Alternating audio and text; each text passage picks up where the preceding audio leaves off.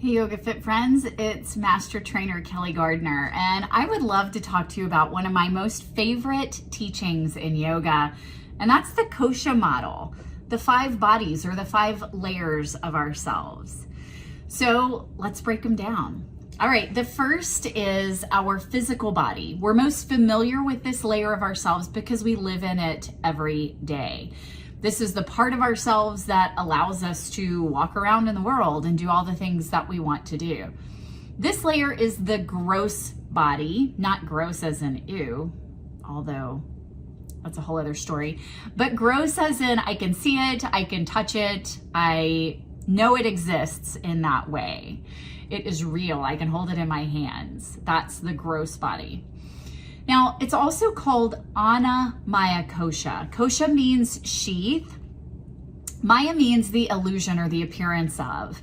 And Ana is food. So it's sometimes called the food body because this is the part of ourselves that what we eat really feeds and creates. You've heard, you are what you eat. So Ana Maya Kosha, your food body is formed by the nutrients that you take in.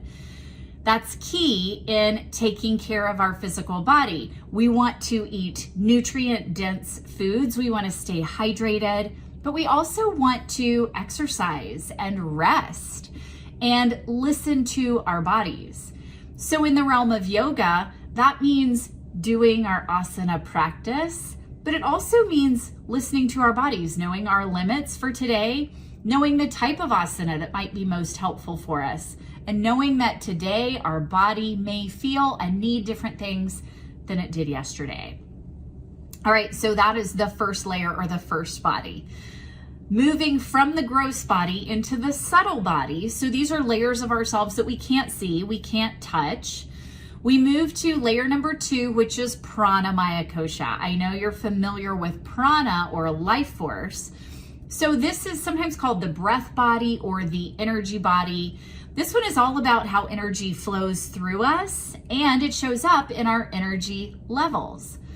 We can access our energy when we shift our breath. That's why it's sometimes called the breath body. Now, because the breath body is next to the physical body, they're very closely related. And so several things that we can do to take care of our physical body will also take care of our breath body, like getting rest or exercising and getting the breath moving or eating whole foods that really feed us energetically. So Prana Maya Kosha is all about how energy flows through us. And a great technique that you all know from the realm of yoga is pranayama to take care of the breath body. So directing the breath in a more helpful way. All right, that takes us to body number 3. We're moving into the subtle body even deeper. Number 3 is Mano Maya Kosha. Mano means mind. This is sometimes called the mental emotional body. This is where all of our emotions and all of our thoughts create that soup in our head and that story that we have about ourselves and the world around us. Now, again, when one body is next to another, it has an impact on the other. So because the breath body is right next to the mental emotional body, we can use that to our advantage. When we shift our breathing, we can also shift our emotional state. We can begin to shift our thinking about our experience in that moment. Also, to benefit our mental and emotional body, we want to start to feel our feelings and label them. And we want to fact check the stories in our heads and just make sure we have all the information that we need. And we want to make sure that the beliefs that we hold that are driving our thoughts and our emotions and our actions are actually our beliefs. One other thing that we can do that can really help the mental emotional realm from the world of yoga is meditation. All right, so that takes us to the 4th body, our deepest of the subtle bodies. This is our intuitive or our wisdom body. It's called Vijnana Maya Kosha. And this is that well of wisdom that we all have within us. Now, if we haven't taken care of the physical body, the energetic body, and the mental emotional body, it can be really difficult to access our intuition. It can be really hard to hear that inner wisdom when we have a lot of gunk built up in these other bodies.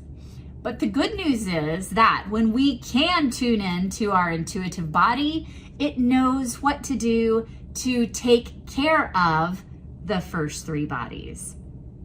So that inner well of wisdom is our inner guide to know how to best take care of ourselves, to come into wholeness, and to really start to trust that we do know what is best for us. Another way to take care of this intuitive body is meditation, sitting in stillness and really listening, downloading from the universe, right? And listening to ourselves, tuning in to get to know ourselves and to begin to trust that we can make decisions that are best for us. So that leaves us with the fifth and final body that takes us out of the subtle body and actually into our deepest layer. That's the causal body. And this one is sometimes called the bliss body or the spirit body. It is the layer right around our spirit or our soul. And this one is called Ananda Maya Kosha. Ananda means bliss. And this is that part of ourselves that is really tied to our authenticity and who we truly are. And when we can dig down beneath the stories and the gunk and all of the things and tap in to Ananda Maya Kosha, that's when we start to access bliss in our lives. That's when we start to feel more fulfilled. That's when we can experience meaning and purpose. So to access Ananda Maya Kosha, it's all about showing up as our true selves. It's about allowing ourselves to be who we are, honoring ourselves in that way, and doing things that bring us meaning and fulfillment and joy. All right, I hope this was helpful. I will see you soon and have a wonderful day.